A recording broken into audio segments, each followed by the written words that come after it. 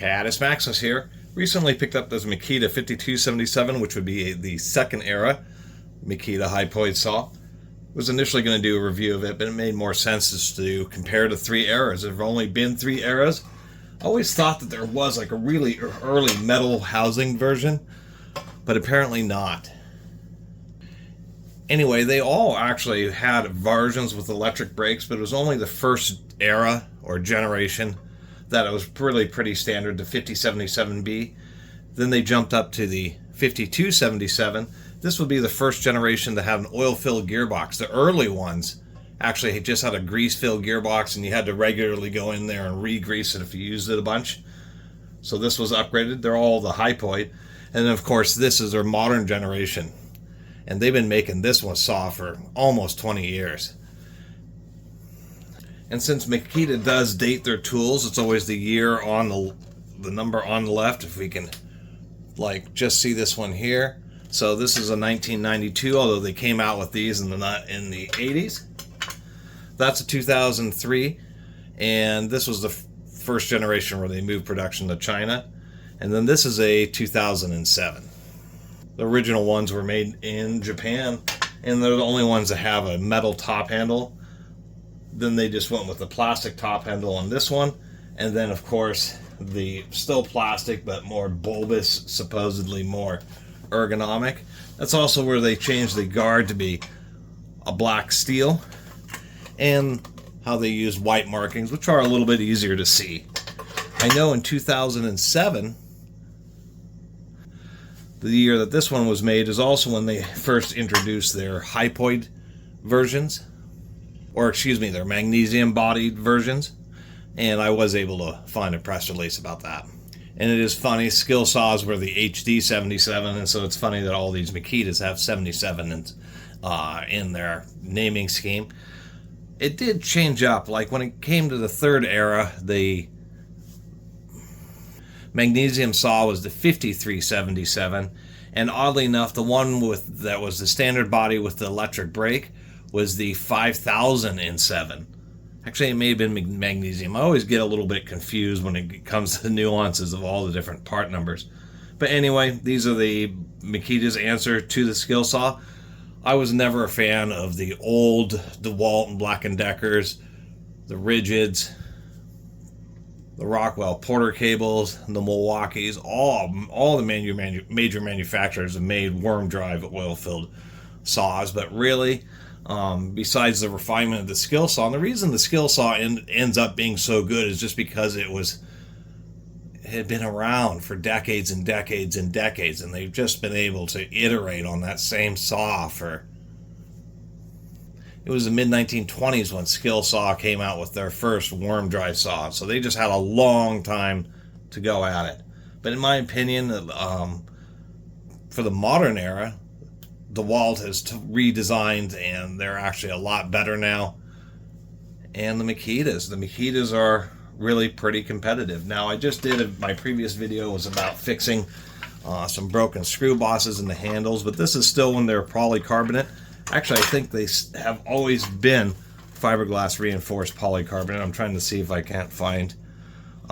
They are indeed. So these are all polycarbonate saws. Some other interesting differences is they started out with a metal lever for the guard, and the guards are always pretty tight, you know. And that's another thing about the skill saw is the guards they move smoothly, but don't have a lot of side play. And the first generation Japanese Makitas exhibit that. When we get into the second generation here, and none of these saws have very much work on them, just a lot more play. Just a whole lot more play. And what ends up happening is it starts out with that much play. It doesn't take much wear until the blade starts impacting the inside edge of the guard when you run it and set it down. And it puts a bunch of pressure on it. And their more recent versions are the same way, but for some reason they made the guard just a little bit narrower. And you can see on this saw, I mean, you can tell by the bottom plate. I mean, it's almost brand new. And, I mean, in no time is that... I'm at a loss for words. It's just... it's already so close to actually having the blade cut into the guard. It just doesn't make a whole lot of sense. Anyway, metal lever on the first era.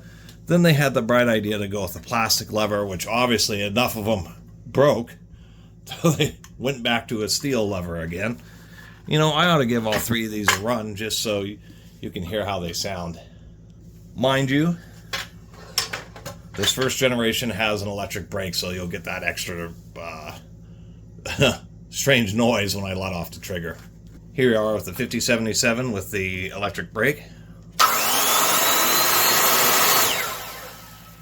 That is a big safety feature, and Makita on their portable saws was probably the biggest seller, the biggest purveyor of just both Sidewinder and, you know, Hypoid or rear handle saws with electric brakes. And I think in the modern era, it's Makita and DeWalt's Warm Drive. They have a version that also has an electric brake. But as you can hear, the old school Makita sounds like a skill saw. Here we are with the second generation and the first series that actually had an oil-filled gearbox. And this is also when they started doing the fancy work around the fan to try to reduce noise.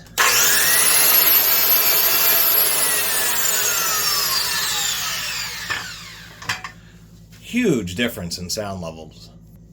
And here we are with the third gen. I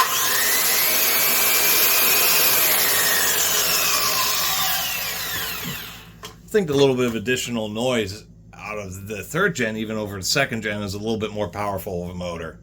Now, let me unplug this. 13 amps, 14 amps, 15 amps, but they all run at the same speed. Actually, I know these two run at 4,300 RPM. And this one actually is a little faster. Yeah, they step it up to 4,500 RPM on the third era. And I don't know if that's due to a difference in the gear ratio or if it's just having a 15 amp motor just makes it spin a little faster. Skill saws have always traditionally run at 4,400 RPM, and I believe like the Type 17's 15 amp ones were 4,600 RPM. Continuing our comparison, the handle was molded one piece. It does have a half here that you pull off to work with the power cord and stuff. And that made it a bit more expensive, but this was, you know, classic Makita where they use machine grade socket head cap screws to assemble everything. And really heavy output ventilation, and we can see that steel fan in there. And that's one of the reasons this one is so much noisier. But looking at forums, the biggest problem, and I just talked about it on my previous video, is things like skill saws, or I should say this ventilation here, especially if you're working with slightly damp lumber, if it's raining a little bit, the vents tend to want to get clogged up with sawdust and they burn up. It's probably the biggest comment I've seen is people really use these, and you know, they're designed to be heavy duty framing saws, and people do that and work with pressure treated lumber and other materials that end up just getting stuck in these thin little slats. And if you're not careful and don't periodically blow it out, and then you start doing long rip cuts, you start generating a lot of heat. Continuing on with the handles, so on the second era, and I'll tell you, it's actually, they got a little bit heavier in the second era. They went with a separate molded handle. The handles, the top handle, the guard, and of course the back handle, if these ever get dropped, or things get dropped on them, they're most likely to fail. So they made it so that the handle is a separate piece so that you could easily replace it. It's like a workout, because these things are still heavy, like 14 pounds. Now, if you look on this one, the screws are on the blade side. And then they realize that kind of makes it a little bit of a hassle to access them, so they move the screws over to the passenger side, or the right-hand side, just to make them a little bit easier to deal with on the third era. And just to quickly talk, I mean, skill over all the years, I've just realized you just put in giant, huge vents so that maximum air gets through there. They're really too big to totally get clogged up with sawdust, and any amount that builds up inside as you set it down and pick it up, clods to get kind of knocked loose, and they just get pulled through the motor and shot out, and that actually ends up being what works in the long run. Speaking of other things in comparison, God, a lot of lifting. The first gen was the only one that actually had this little nuts embedded so that the screws just were a little bit more solid. And it was structurally more sound because the screw goes through the plastic and engages into another steel nut. As I just did a video on these, the screw goes into a plastic protrusion known as a boss. And on this saw, the boss had broke, but Makita used really short screws, so of course I fixed it just by through drilling it and putting in much longer screws. They're like an extra ½ inch of space in there. And I should mention that on the second generation is when they went with just the standard lever. And to tell you the truth, I like the first gen because they had this little curve on the lever here. So if you need to hit it with your hand, gosh, that one's, it's a little bit softer on your hand because these things always get stuck, so you're always just using our hammer to tighten and loosen them, but they're just a little bit easier to deal with on the first generation. As far as the switch sound, a lot of tension on this switch on the first gen, but it's also a very special and expensive switch. Tools that have electric brakes, there's actually separate little extra coil wire in the motor, the brake winding. And so the switch is actually a double action switch. You pull it on, that activates the motor. Then when you release it, it actually activates a separate set of contacts that runs the brushes through that brake winding, achieving the braking effect. And unfortunately, that makes switches expensive. But on these early ones, they also had rubber boots. And this is a saw from 1992. Which makes it, what, 33 years old? Quite literally a third of a century old. And surprisingly enough, the rubber's still in serviceable condition there. This Makita saw, the second gen, just uses the exact same switch in a skill saw. Just a really solid action there. And then they start going with the soft switches, and I don't think they're quite as reliable. They're a bit wider and more ergonomic. It just doesn't have that quite as solid a clicking sound or snap action. Other features like the little through bolt for the pivot on the depth adjustment, they put a nut on the back side. Skill saw, actually, it took them a while. Skill saw, I mean, all these saws use a similar design, but Skill did not put a nut on the back of the screw, and they always wanted to get loose, and Skill did that forever, all the way up until like the 90s or the 2000s, and they finally revised it and started including a nut. But I have to say, compared to just using a roll pin on the first gen, I do like the nut and bolt a lot better. It's just roll pins. They're good when you first put them in, but if you tap them out to do some kind of service and then put them back in, they don't really hold quite as well. And that one may be one where I just replace it with the bolt anyway. And once again, they did the same here. 3 distinct shoes, not just the color, but we can see the stamping here. They just have a long ridge right here.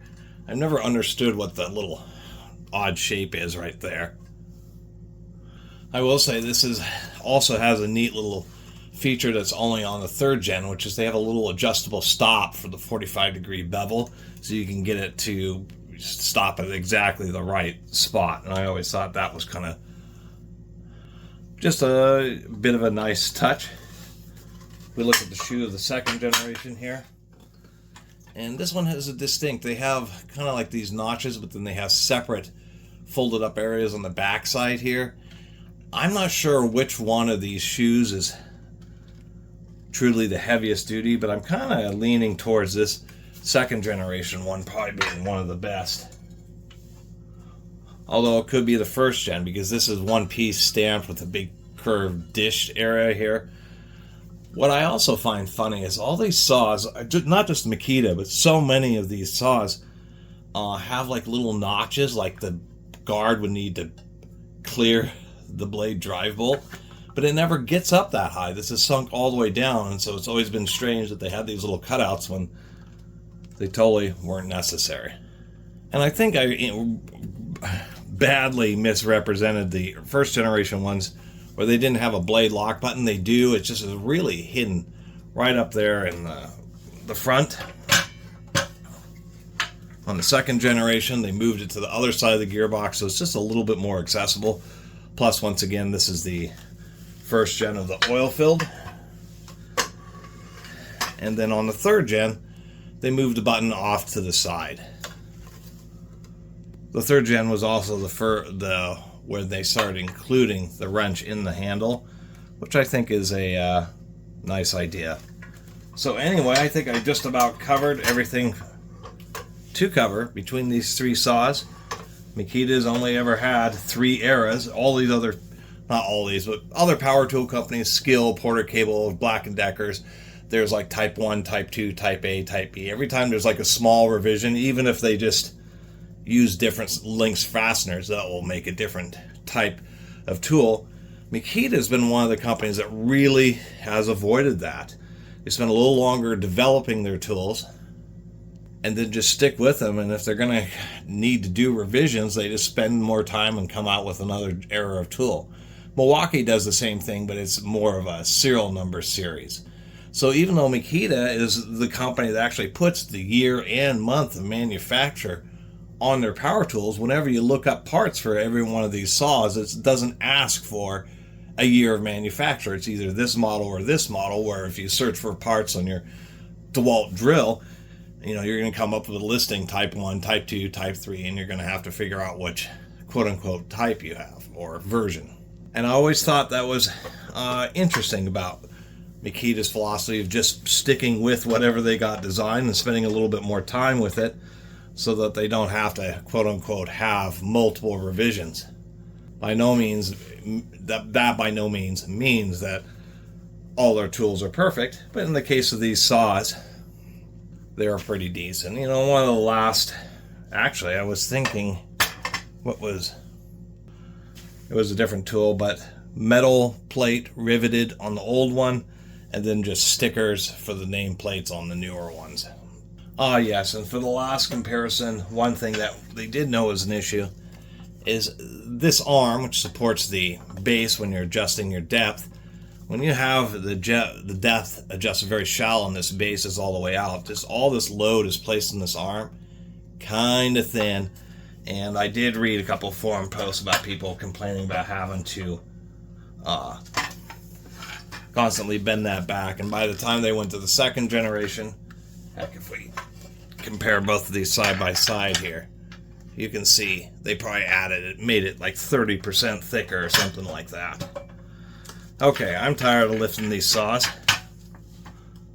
I will say that as far as interchangeability, I believe that the second and third era, the top handles are interchangeable.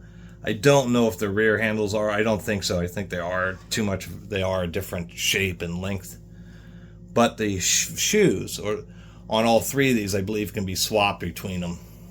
Oh yes, and truly the final comparison, which I've shown, but I didn't specifically point out.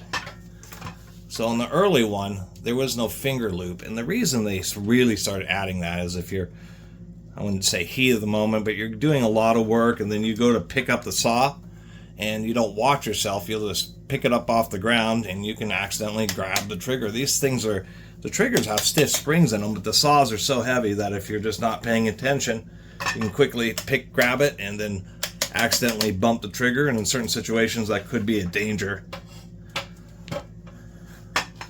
So by the second era, they added just a little trigger guard there so you can pick it up and you don't have any worry about interfering with the trigger. And of course, that continues with the third generation. So I think that pretty much sums it up. As far as the difference in power, 13, 14, and 15 amps, you're gonna absolutely not notice the difference. These are all, especially their gearing down to 4,300 RPM and 4,500 RPM, definitely have the same amount of torque. Certainly powerful saws. And if you get any of these, just remember to blow out the back vents so they always have plenty of air getting through them.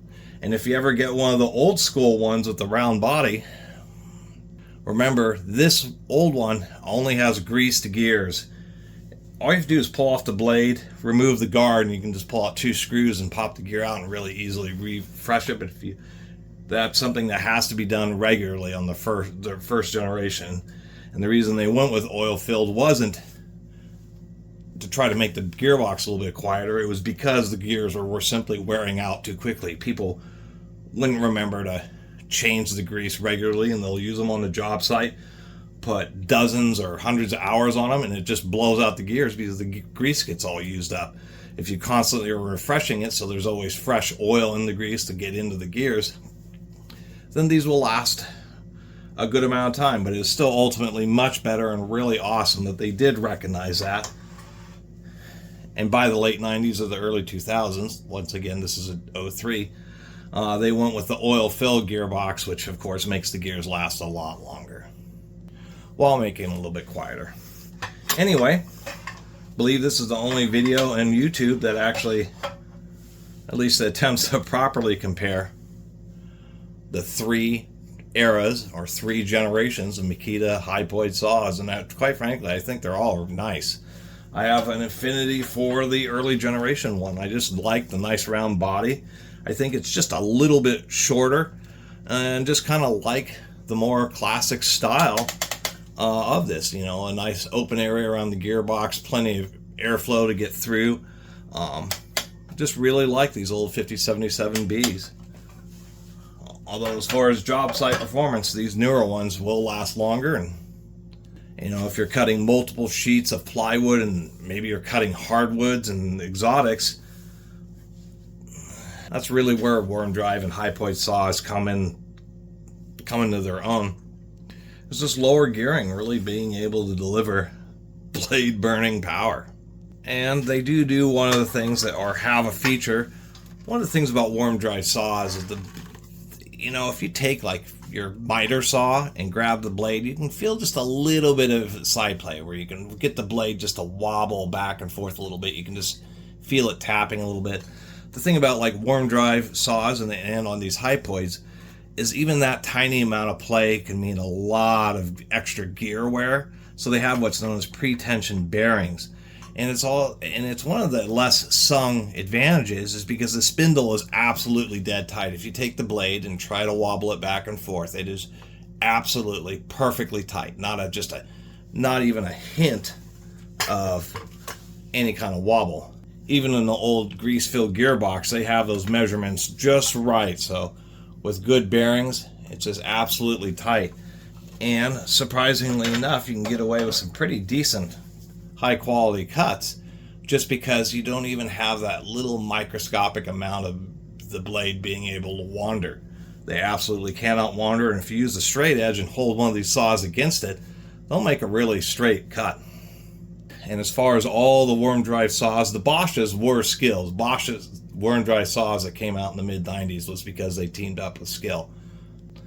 But of all the old Black & Deckers, the Wald Porter cables, Milwaukee's, I had an old Milwaukee I did a video on, and it had some design deficiencies that were pretty upsetting. But Milwaukee's had multiple versions, but skill was number one by far and away. Probably sold, of these style rear handle saws, probably sold 80% of all the ones that ever were sold.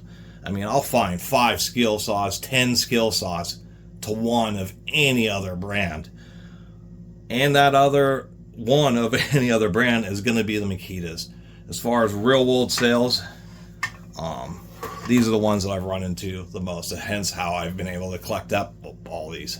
And I think that's how it really comes down to. And I'm also talking about the more classic square body skill saw like I talked about in this video. The newer skill saws, you know, the post sale to the Chinese conglomerate, their SPT series, I guess they're okay, but they're not the same as the old school skill saws. I think compared to the modern Chinese skill saws, I think the Makita and it are just about in the same class. As far as compared to the older ones, I would say Makita is easily second best in the world of rear motor professional grade framing saws. Anyway, thanks for watching my super blabby video. But this is one of the things I kind of like to nerd out about. When you know, power tools, or less of them sold, and they don't quite last like hand tools do. They always get used up and beat up and that type of thing, because they are a complex machine. They're not a wrench or a hammer. But it's always enjoyable to be able to kind of see the history and see how a tool's progressed. And to be able to do things like, say, I know the newest ones, I mean, the Makita is still selling, are awesome. But, you know, then I've been able to handle one of the old school ones. You know, you may find that the old school one is what you actually really like. Anyway, thanks for watching. I'll see you next time.